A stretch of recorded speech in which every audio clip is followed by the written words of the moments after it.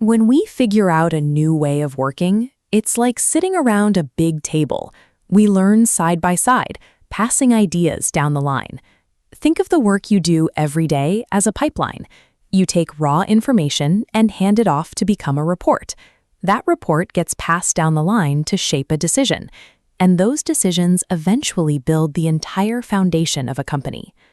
Recently, a new tool has been brought to our shared table. Artificial intelligence is incredibly fast, and it speaks and writes beautifully. It is a powerful way to help us draft those reports and plans. But this diagram shows how the tool actually thinks.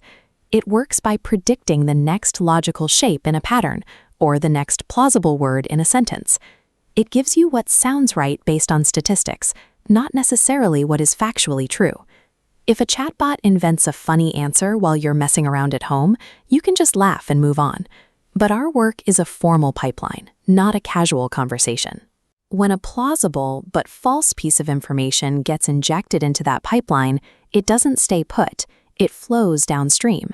A fabricated number, perfectly formatted to look like professional work, gets re-quoted in the next report and defended in the next meeting.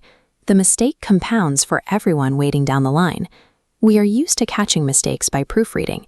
We assume that if a document is visually sloppy, the thinking is sloppy. But AI creates output that is always perfectly formatted.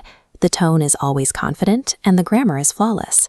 Because presentation and accuracy are no longer connected, carefully reading a document won't tell you if the facts are right. This creates a few specific disguises we have to learn to spot. The first disguise is the invented figure. You might ask for a summary, and the tool produces a beautifully formatted percentage or account. But that number might be entirely fabricated or slightly mutated, like turning 88.6 into 86.8, so it sounds perfectly reasonable. To catch this, asking if the number looks reasonable isn't enough. You have to trace it. Take the most important figures in your document, open the original spreadsheet or software system, and find the exact cell where that number lives. If you cannot match it, the number doesn't exist. The second disguise shows up when we write operating procedures. We'll call it the fabricated process step. The tool has read millions of standard industry manuals, so it will happily insert a very professional-sounding step, like log the incident in the digital tracker. The problem is, your specific building might only use paper locks. You catch this by walking through the drafted procedure, step by step, alongside the person who actually performs the physical labor. Ask them directly, do you actually use this tool in this exact order?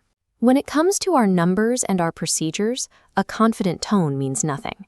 The only way to guarantee safety is to anchor the drafted document back to physical reality. Checking raw data and physical steps is straightforward, but the danger gets harder to see when we ask AI to summarize a long meeting or to compare two critical lists of information. That brings us to the third disguise, the confident wrong summary.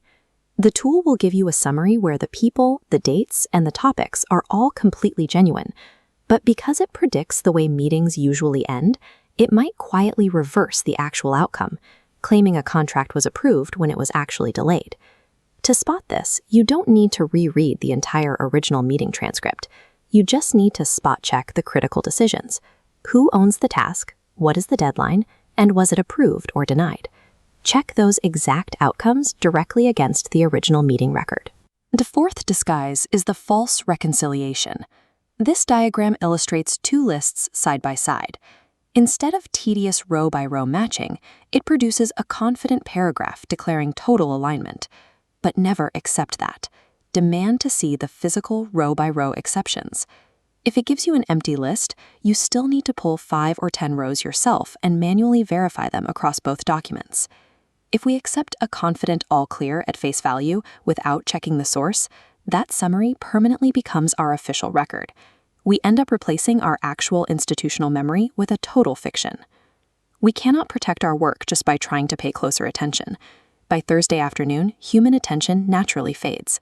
We need to rely on structure instead of vigilance. The solution is a physical checklist, 4 narrow 60-second checks. You trace the number, walk the process step, verify the summary conclusion, and sample the list. You perform these exact checks at a fixed point in your workflow, every single time. Finding a defect reveals the overall health of your pipeline. This single caught error becomes a data point you can actually manage, turning a hidden risk into a visible signal.